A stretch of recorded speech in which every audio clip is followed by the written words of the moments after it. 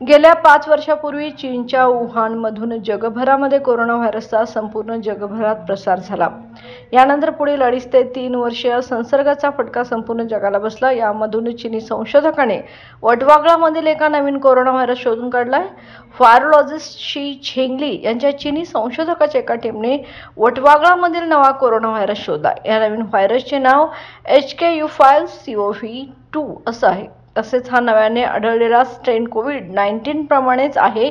कोविड-19 प्रमाणेच हा नवा विषाणू मानवी पेशींमधील ACE2 रिसेप्टर बरोबर जोडला जाऊ शकतो, असं संशोधनामधून समोर आले. 2020च्या जागतिक कोरोना साथीमध्ये लाखो लोकांनी आपला जीव गमावला होता. त्यामुळे पुन्हा एकदा अशीच परिस्थिती निर्माण होणार काय, अशी भीती आता व्यक्त केली जात आहे.